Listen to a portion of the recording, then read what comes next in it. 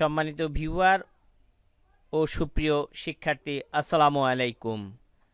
আপনারা দেখছেন এনএসআইটি সলিউশন। আজকে আমরা এনএসআইটি সলিউশনের পক্ষ থেকে সপ্তম শ্রেণীর শিক্ষার্থীদের জন্য নতুন একটি ভিডিও নিয়ে আবারও হাজির হয়েছি।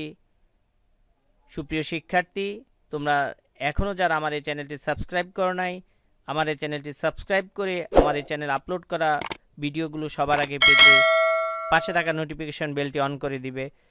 এবং ইতিমধ্যে যারা সাবস্ক্রাইব করেছো তাদেরকে অসংখ্য ধন্যবাদ। আজকের এই ভিডিওতে আমরা কথা বলবো সপ্তম শ্রেণীর বিজ্ঞান বিষয়ের চতুর্থ সপ্তাহের যে অ্যাসাইনমেন্ট সেটি নিয়ে। যে নির্ধারিত অধ্যায় থেকে অ্যাসাইনমেন্টটি দেওয়া হয়েছে সেটি হচ্ছে ষষ্ঠ অধ্যায়, পদার্থের গঠন, পরমাণুর কণা, পরমাণু ও অণু, ক্ষুদ্রতম কণার মতবাদ, অণু ও সংকেত, সার্বজনীন দ্রাবক হিসেবে পানির ব্যবহার। আমরা এখানে একটা সৃজনশীল প্রশ্ন দেখতে পাচ্ছি। এই সৃজনশীল প্রশ্নের মধ্যে দেওয়া আছে লিথিয়াম, পানি, খাবার লবণ, চক, কার্বন, চুন, নাইট্রোজেন, পটাশিয়াম, অক্সিজেন, আয়োডাইড, লোহা, ক্লোরিন ইত্যাদি কিছু পদার্থ। ক নম্বর যে প্রশ্ন সেটি হচ্ছে মৌলিক পদার্থ কাকে বলে। খ নম্বর প্রশ্ন অণু ও পরমাণুর মধ্যে পার্থক্য লিখো। ঘ নম্বর প্রশ্ন উদ্দীপকে উল্লেখিত পদার্থগুলোকে প্রতীক ও সংকেতের সাহায্যে প্রকাশ করো। প্রকাশ করে মৌলিক পদার্থ ও যৌগিক পদার্থ আলাদা করো। ঘ উল্লেখিত পদার্থগুলোর মধ্যে কাকে সার্বজনীন দ্রাবক বলা হয়, কারণ বিশ্লেষণ করো। সংক্ষিপ্ত প্রশ্ন 1, চিনিকে কেন যৌগিক পদার্থ বলা হয়। আমরা এখন বিজ্ঞান বিষয়ের এই অ্যাসাইনমেন্টের সৃজনশীল প্রশ্নগুলো কিছু নমুনা উত্তর নিয়ে তোমাদের সঙ্গে আলোচনা করব। এর চেয়ে বেটার কোনো উত্তর তোমাদের কাছে থাকলে তোমরা অবশ্যই সেটি লিখবে। তোমরা যে এই উত্তরটি লিখতে হবে তা না। আশা করি তোমরা এই ভিডিওটি শুরু থেকে শেষ পর্যন্ত দেখলে তোমাদের বিজ্ঞান বিষয়ের অ্যাসাইনমেন্টটি খুব সুন্দরভাবে তৈরি করতে সক্ষম হবে। আমরা এখানে দেখছি যে ক নম্বর যে প্রশ্ন সেটি হচ্ছে মৌলিক পদার্থ কাকে বলে, সে প্রশ্নটি ছিল। তো আমরা একটু দেখি। মৌলিক পদার্থ যেসব পদার্থকে ক্ষুদ্র ক্ষুদ্র অংশে বিভক্ত করলে ওই পদার্থ ছাড়া অন্য কোনো পদার্থ পাওয়া যায় না তাদেরকে মৌল বা মৌলিক পদার্থ বলা হয়।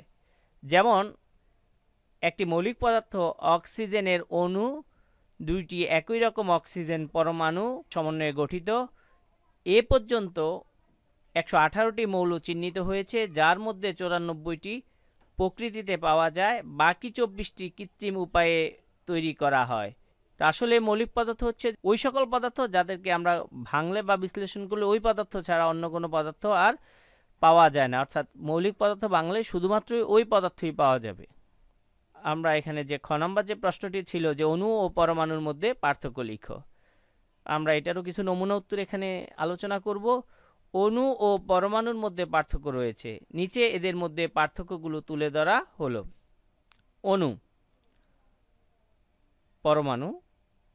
1, অণু মৌলিক বা যৌগিক পদার্থের ক্ষুদ্রতম কণা, আর এদিকে হচ্ছে পরমাণু মৌলিক পদার্থের ক্ষুদ্রতম কণা। 2, অণু স্বাধীনভাবে মুক্ত অবস্থায় থাকতে পারে, আর পরমাণু সাধারণত স্বাধীনভাবে মুক্ত অবস্থায় থাকতে পারে না। 3, অণু সরাসরি রাসায়নিক বিক্রিয়ায় অংশগ্রহণ করে না। 3, পরমাণু সরাসরি রাসায়নিক বিক্রিয়ায় অংশগ্রহণ করে। 4, পৃথিবীতে যৌগিক পদার্থের সংখ্যা অসংখ্য বলে অণুর সংখ্যাও অসংখ্য। 4, বিভিন্ন প্রকার পরমাণুর সংখ্যা সীমিত, এ পর্যন্ত 111 প্রকারের পরমাণু আবিষ্কৃত হয়েছে। 5, অণুকে ভাঙলে একই বা ভিন্ন মৌলের পরমাণু পাওয়া যায়। 5, পরমাণুকে ভাঙলে ওই মৌলের আর কোনো অস্তিত্ব থাকে না। সুপ্রিয় শিক্ষার্থী, আশা করি তোমরা এছাড়াও যে অণু পরমাণুর মধ্যে আরও কিছু পার্থক্য রয়েছে সেখান থেকেও তোমরা সাজিয়ে তোমাদের উত্তরটি লিখবে। জাস্ট আমরা এটা তোমাদের জন্য তোমরা কিভাবে উত্তরটি লিখবে তার জন্য আমরা এই বিষয়টি তোমাদের সঙ্গে আলোচনা করেছি। আমরা এখন 1 নং প্রশ্নের ঘ নম্বর প্রশ্নের নমুনা উত্তর নিয়ে তোমাদের সঙ্গে আলোচনা করব। উদ্দীপকে উল্লেখিত মৌলিক পদার্থ ও যৌগিক পদার্থগুলো প্রতীক ও সংকেতের মাধ্যমে প্রকাশ করা হলো। আমরা এখানে পদার্থের নাম, প্রতীক, সংকেত এবং পদার্থের ধরন অনুযায়ী চক করেছি। আমরা এখন দেখি যে পদার্থগুলো দেওয়া আছে সেগুলোর কোনটা কোন ক্যাটাগরিতে পড়ে। লিথিয়াম প্রতীক হচ্ছে Li, এটি একটি মৌলিক পদার্থ। পানি সংকেত হচ্ছে H2O, এটি একটি যৌগিক পদার্থ। খাবার লবণ NaCl, এটি একটি যৌগিক পদার্থ। চক CaCO3, এটি একটি যৌগিক পদার্থ।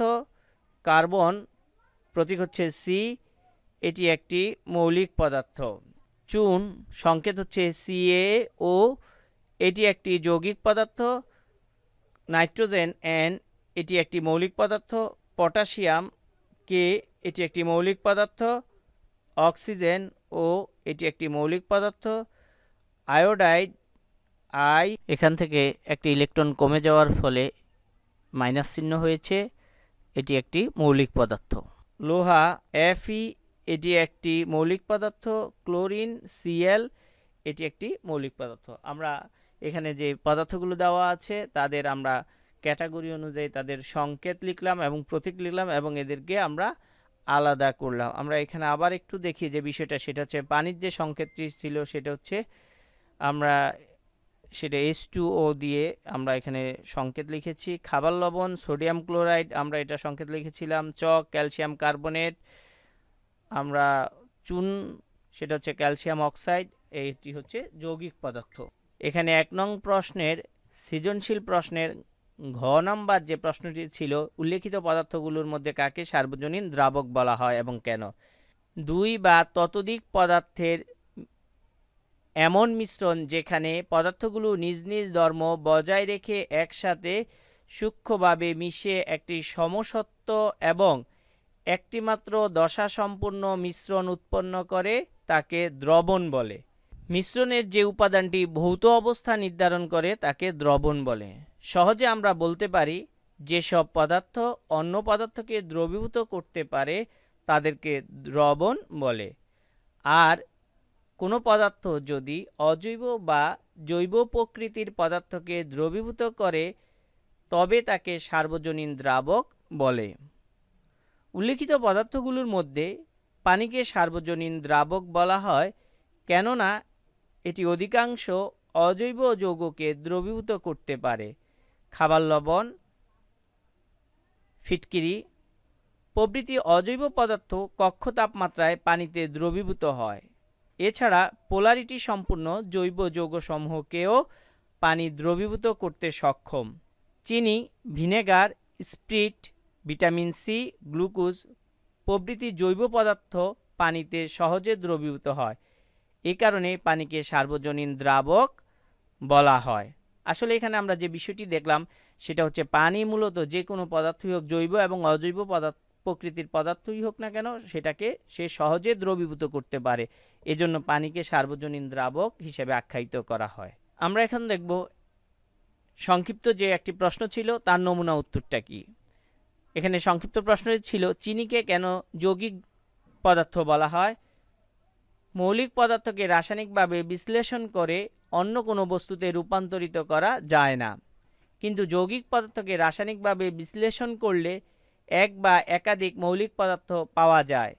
চিনির রাসায়নিক সংকেত আমরা এখানে দেখছি যে C12, S22 ও 11, অর্থাৎ চিনিকে রাসায়নিকভাবে বিশ্লেষণ করলে কার্বন, হাইড্রোজেন ও অক্সিজেন ইত্যাদি মৌলিক পদার্থ পাওয়া যায়। এই কারণে চিনিকে যৌগিক পদার্থ বলা হয়। আসলে এটা মূলত হচ্ছে যে চিনিকে ভাঙলে আমরা 2 বা ততোধিক ভিন্ন ধর্ম বিশিষ্ট পদার্থ পাই। সেখানে কার্বনের বৈশিষ্ট্য ভিন্ন, হাইড্রোজেনের বৈশিষ্ট্য ভিন্ন, অক্সিজেনের বৈশিষ্ট্য ভিন্ন এবং এই ভিন্নতার কারণে এগুলো যৌগিক পদার্থ। তাহলে আমরা সহজে বলতে পারি যে চিনি একটি যৌগিক পদার্থ। প্রিয় শিক্ষার্থী, আশা করি তোমরা আজকের এই ভিডিওতে যে নমুনা উত্তরগুলো দেওয়া হয়েছে সে ভ্যাটার উত্তর তোমরা তোমাদের মেইন বই থেকেও তোমরা লিখতে পারো।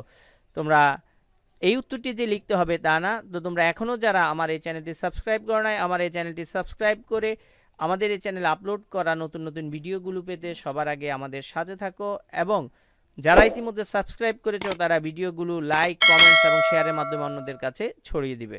ধন্যবাদ।